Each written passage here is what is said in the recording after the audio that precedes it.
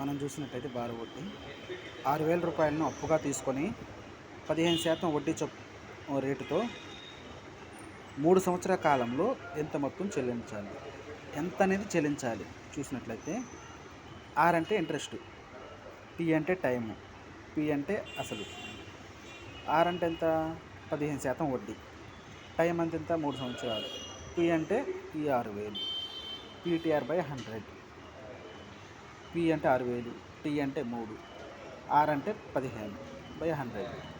ఈ 2 సున్నాలు ఈ 2 సున్నాలు కొట్టేసాము, మొత్తం వేస్తే 2,700 అనేది వడ్డీ. ఇది ఈ వడ్డీకి మళ్ళీ అసలు కలపాలి, అప్పుడు ఎంత అవుతుంది 8,700 అవుతుంది అసలు మొత్తం అనేది. అక్కడ అడిగింది ఏంటి, ఎంత మొత్తం చెల్లించాలి, ఇది ఎంత మొత్తం. ఇంకోటి చూసినట్లయితే 6,000 రూపాయలను అప్పుగా తీసుకొని 20% వడ్డీ రేటుతో 9 నెలల కాలంలో ఎంత వడ్డీ చెల్లించాలి. ఇక్కడ చూడండి 9 నెలలు ఇచ్చాడు, ఇక్కడ వడ్డీ మాత్రం అడిగాడు. పైన చూసినట్టయితే మొత్తం అంటే ఎంత, మొత్తం ఎంత అని అడిగాడు. పి అంటే 6,000, టీ అంటే 9 నెలలు, ఆర్ అంటే 20, పీటీఆర్ బై 100. పి 6,000, ఆరు వచ్చేసరికి 20, టీ వచ్చేసరికి 9 నెలలు బై 100 వేసాం. ఇక్కడ 12 ఎందుకు వేసామంటే సంవత్సరానికి ఎన్ని నెలలు, 12 నెలలు. మనకు అక్కడ అడిగింది ఎంత 9 నెలలకి, 9 బై 12 అన్నమాట.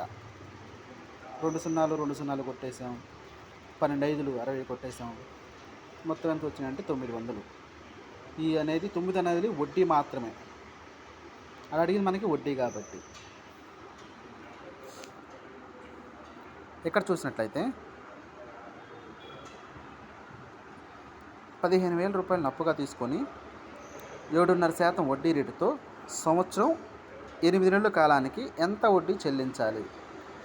ఇక్కడ అడిగింది కూడా వడ్డీయే, కానీ పర్సంటేజ్ చూడండి 7.5%, సంవత్సరం 8 నెలలు ఇచ్చాడు.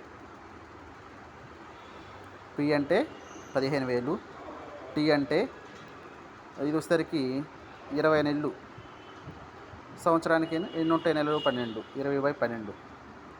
ఐ అంటే ఇంట్రెస్ట్ ఎంత ఇచ్చాడు 7 2 14, 1 15, 15 బై 2. పీటీఆర్ బై 100, 15,000, 20 బై 12 కదా, 20 బై 12.